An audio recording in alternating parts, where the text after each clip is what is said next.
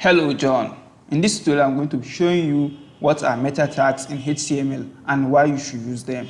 So to get started, all we need to do here is to first create a new folder from your desktop or anywhere in your computer.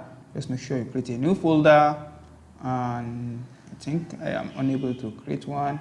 So I just name my folder meta tags.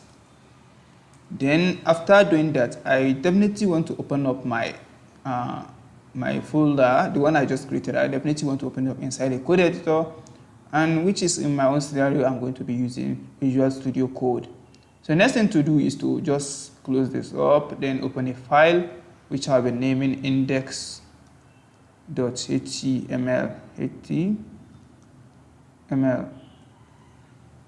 Then I toggle to close the sidebar, then Shift and 1 to bring the normal template here. Yeah, that's perfect. So, and then you can see from the heading tags, you have two meta tags that are nested in it. So these two meta tags are one of the most common meta tags you are going to be seeing in your HTML code. Why? Because they come together with the basic document structure.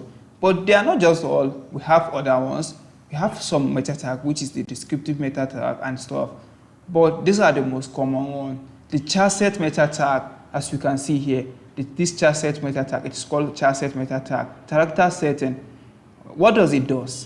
I know some of you have been asking yourself this question, what does this meta tag actually do?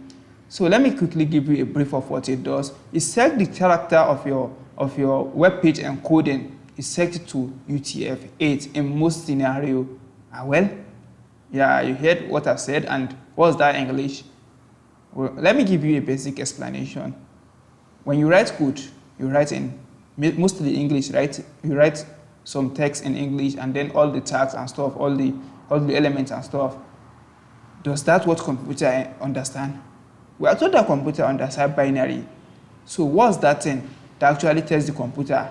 That translates what you have written to binary to computer. Then this charset tag does that for you.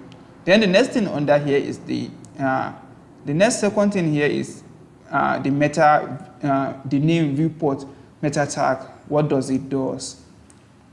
So you see now it says width, device width, then initial case to be equals to 1. It actually does what? In a simple term, it's actually set the width of every screen to 100% of the screen. Do you understand what I'm saying? If you're on tablet, it's going to set the 100%, it's going to set the width of your web page to 100% of that tablet screen. If you're on a mobile devices, it's going to set a width of the whole website to the width of your mobile phone. If you're on computer or a TV screen, it's going to set the width of your code, of your web page to the 100% width of the actual device you are using. So it sets a width of your website to fit 100% of that of the device the user is using. That's basically what it does. And with this said, I hope you enjoyed this video. So kindly follow, subscribe, like this video. See you in the next one. Bye bye.